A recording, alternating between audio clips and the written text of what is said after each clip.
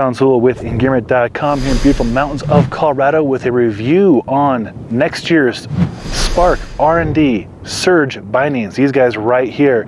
These come out for the 24-25 season in a few months, but I've been fortunate to be testing them here in spring of 24 in our mountains here in Colorado. And I've used the Surges a lot in previous generations. We have used the Surge Pro as well. We have a review on that. But these are just a hardy, beefy, awesome splitboard binding for those of you who need the toughest the Spark has to offer. A lot to cover in this review, so let's get into it.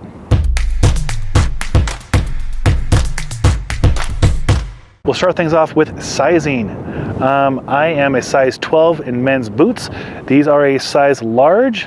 I have them adjusted on the second to last loop. I can actually probably put it out to the very last loop and that would be totally fine. In fact, I might do that later today. But you can also size these down to accommodate a smaller boot.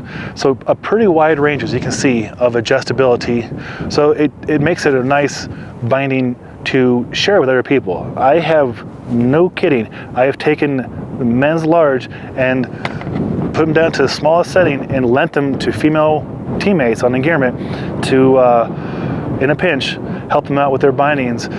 Oftentimes we forget things, and I have so many times I've lent bindings out from Spark to do that.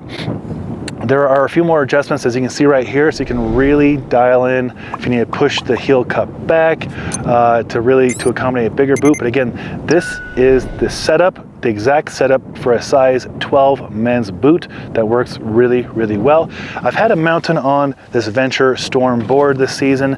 It's a great setup, and you can feel good that these are made in Bozeman, Montana by hand. My friends Dan Ventura and Will and the whole crew up there at Spark doing just a great job. And also the Venture board is made here in Colorado by hand. So I remember 2017, I believe it was, Dan sent over these straps called the pillow straps. And I got to test them out at the Baker Split Fest. I'll put a really cool picture below where I was testing them at. And then you might recognize that picture. It's the homepage for the Splitboarders of Washington. My friend Reed Pittman runs that page, fellow Engearment rider. Shout out Reed. And so I have a lot of experience with the Surge and the pillow straps in different conditions, not just here in Colorado. They're really, really easy to use. You get these really smooth buckles, super smooth. I believe they're Burton buckles. And then it doesn't take much effort. Just kind of line it up, boom, you're in. Same with the toe strap. How I'll often do it is I will get this guy pulled back a little bit like that, and this guy pulled down, put my boot in, and then get the toe. Come on. It's very, very bright. It's midday, hard to see. And then I'll rip this guy forward and line him up, and boom, you're in business.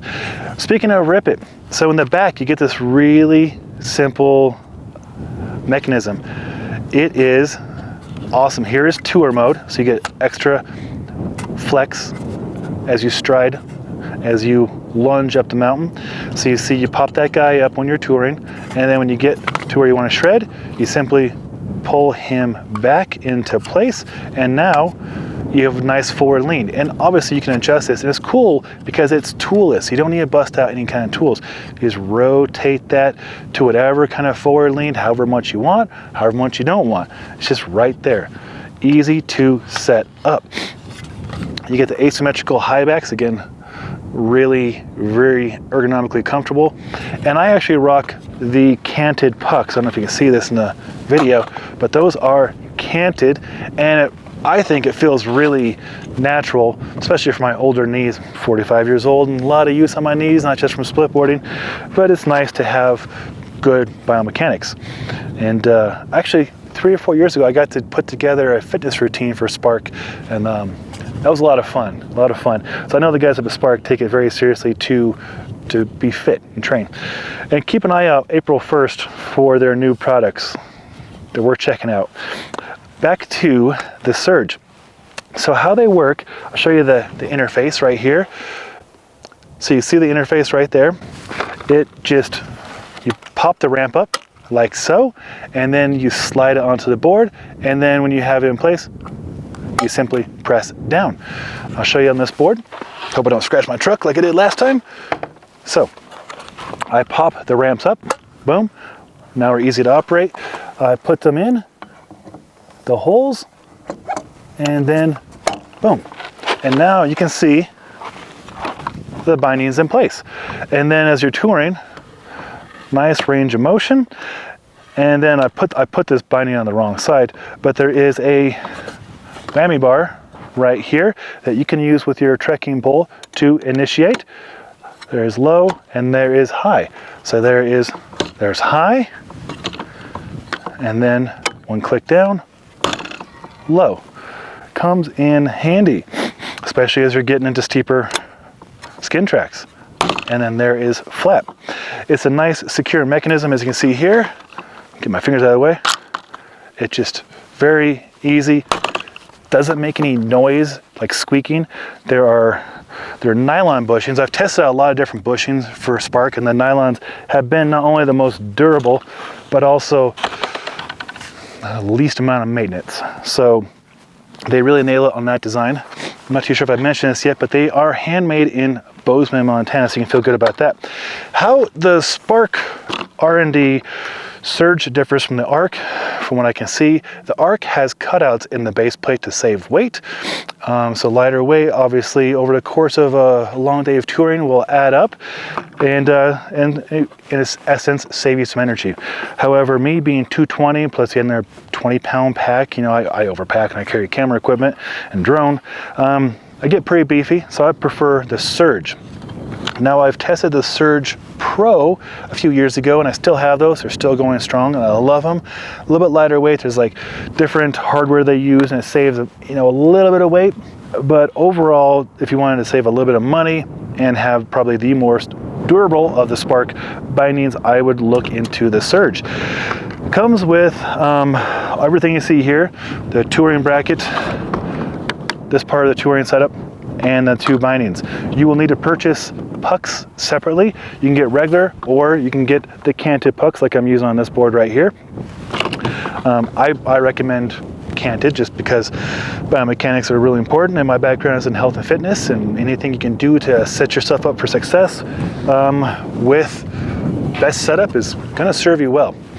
Again, made in the USA, made in Bozeman, Montana, very, very durable. I have used, this is probably my 10th pair of Spark over the last 12 plus years. 12 years? Yeah, I think it's 12 years. And they're all going strong. I've always enjoyed their craftsmanship and quality, and I have no qualms recommending the 2024-2025 Spark R&D Surge bindings.